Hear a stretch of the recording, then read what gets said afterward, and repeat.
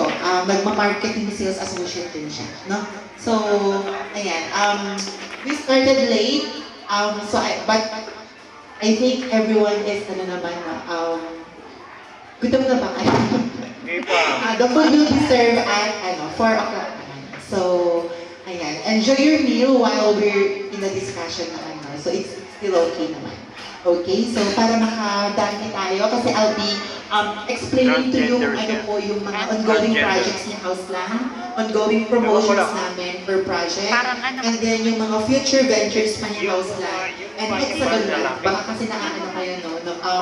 Some of you might be confused kung sino sa Hexagon Land. So Hexagon Land, that's why they partnered with Houseland. That's why yung Hexagon Land magkakaroon ng isang project na binuksan dito sa Barangay Sagaras, Magdalena, Laguna, which is yun yung Simplicio Dream Homes.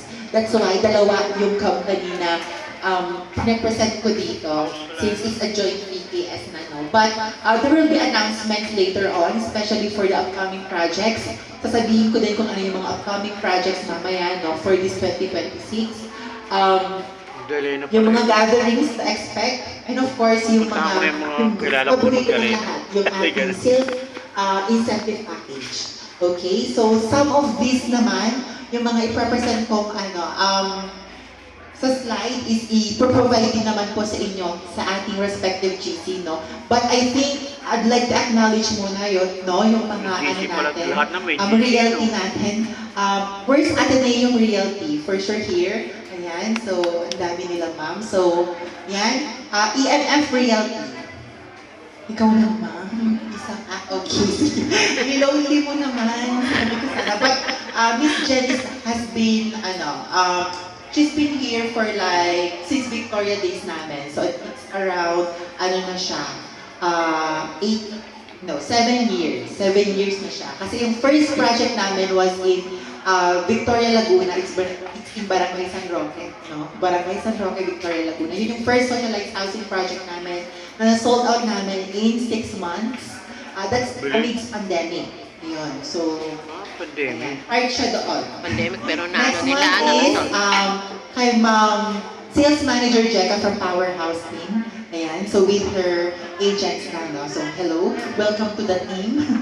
Ayan. Next one is from Avare Marketing Ventures. Ayan. Team Lina and Team Violet. Team Laban at saka Team Slay. Ayan. So, ayun, yung manager. Kaya pala sabi ko, hindi ko team kabig naman tayo, ma'am. Mayroon na team laban eh. O sige, lagyan mo team kabig, motivated naman. So, I think we will be, we'll set to start na, no? Huwag na yan. Yung ating discussion. So currently, si Houseland Development Corporation po ay may 4 po, no, na ongoing project. So uunahin ko muna yung socialized housing project ni Houseland Development Corporation. Ayan. Yung una dyan is yung Florence Homes Magdalena. So it comprises of 369 units po, no, located at Barangay Ilayan, Budnong, Magdalena, Laguna. So it's just 270 meters from the munisipyo ng Magdalena. Ayan. Next one is yung Pila Townhomes, which is located at Barangay Pasico, Pila, Laguna. It's an economic housing development. So townhouses po yung pinatayo dito. May isang model unit lang, so isa lang, uniform lang yung makikita doong mga bahay. Next one is yung Florence Homes Cabuyao. Actually, this one has been sold out na last year pa, but we have reopened 6 units na inventory dito due to non-payment of equity. Kaya nag-cancel kami and then ni-reopen namin siya. So may mga dito, may RFO, I think 2 ang reopen na RFO, and then yung 4 is for construction na siya. So pwede nyo din siyang i-offer, no, sa inyong mga buyers. Next one is yung The Hamlet at Presidential Lipa. Ito yung first venture namin into luxury project. So ito yung but this one is not really hindi siya develop ni Houseland. Para siyang buy and sell. Parang ganon. Kasi we have purchased actually ang i-open lang namin dito is 21 units pala. Kasi yung iba pa is i-open namin pag nag-price increase kami. Diba? Since we all know that Lipa Batangas is known for high appreciation ng ng mga market value. So 21 units muna yung i-open natin since this is parang siguro in a year, hindi mo siya mabebenta in a year or in a two, no? Kasi this is a luxury housing project. So yan yung mga ongoing projects ni Houseland ngayon. Isa-isahin natin siya. Unahin ko na lang na yung pinakamalayo sa atin, yung Lipa Batangas. Meron po bang mag-o-offer ng Lipa project namin? So, yeah, unahin ko na lang siya. The name of the development is Hamlet Lipa. So if you're familiar with residential Lipa, the project ni Mega World, nasa phase 4 po ito. Phase 4 po kami. So, pinag-flex doon. And that's why ni-rebrand lang namin into our own brand, which is the Hamlet Lipa. Okay? So, yan. Ganito yung magiging itsura ng ating Miss Pia. Baka pwedeng pa-likes off muna kami. Ayan. Para at least mas ma-appreciate yung picture. Okay, so anyways, yan, ang isang unit dito, ang pinakamababang lot area nito is 135 square meters. Since these are, parang 21 units siya, pero iba-iba ang kanilang sukat, no? But the floor area is the same. So it's 90 to 91 square meters. But I just presented yung conservative, no, na sukat. Ma'am Pia, pwede mo live? Okay. Sige. So sa lower ground, makikita nyo dito yung pinaka-lanay, carport natin, pocket garden, kitchen station, at saka yung main room with bathroom, and of course, yung ating powder room. So, yan yung ating makikita sa baba. And then yung upper ground naman, parang it doesn't help kasi meron palang like dito. But anyways, ayan. Yung upper ground natin is yung, makikita mo dito yung lahat ng bedrooms, no? Yung ensuite na master's bedroom. Pag sinabi natin ensuite, meron na itong private full bathroom. Okay? And then yung 2 bedrooms ay mag-share doon sa isang full bathroom din. So, meron din itong access for balcony. Appreciate natin yung yung itsura ng ating closer look, no, ng ating unit. So, ayan, that's your lanay, balcony and carport. Yung deliverables nito, hindi kasama yung mga chandelier dyan. Ang kasama lang dito is yung mga cove lights niya, yung mga bilog na mga lights. Kasama po yan. And of course, yung mga built-in cabinets. The appliances, the chandelier is not included sa deliverables. Okay? But ang kagandahan kasi nito, since this is, hindi siya, parang sa retail kasi siya ipapasok or hindi siya sa under developer account. Ang kagandahan kasi dito is kung pwede kami mag-customize ng kung anong gustong design nung inyong buyer. But, of course, kung mas malaki yung kanilang mas malaki yung gagastusin namin based on their own design, yung increment nun is, ibabayaran nila sa amin. So we have our engineer naman, or our own engineers and architects to do the plans, the bill of materials, to sign the plans, ayan. So, kasi especially yung mga elderly natin, di ba walang room sa baba?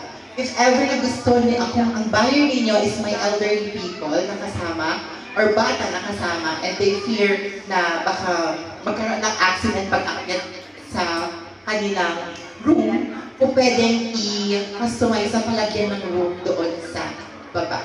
Okay? So we do that. We customize interior designs. Okay, so that's your powder room. Ayan, kasama yung mga bathroom accessories for the renter. Ayan. Okay, this is your master's bedroom. Okay, doon naman tayo sa mga nearby establishments. Uunahin ko yung schools kasi sa Lipa, doon sa mismong vicinity, if you would want to visit there, it's in Barangay Sabang Latado, Lipa, Batangas. Ang daming schools na makikita doon, no? But I will just highlight yung pinakamalapit dito, which is yung Lipa City Colleges which is 1.7 kilometers, nasa 10 minutes drive lang siya. No? So, apakalapit niya.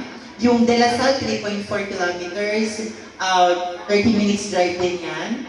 So, including traffic na po yun, ha? Ayan. So, yan yung mga nearby schools na makikita doon sa ating development.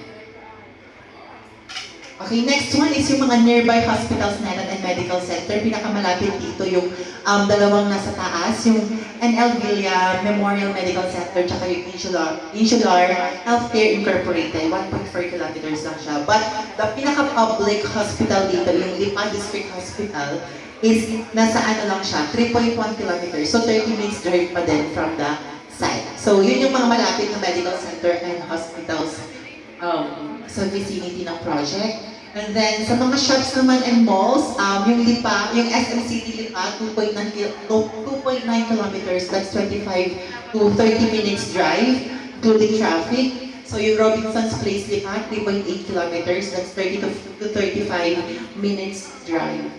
Okay? Via vehicle yan. Hindi motorcycle, ha? Via SUV. Sa mga nearby churches naman, friendly siya when it comes to religion, friendly siya. Why?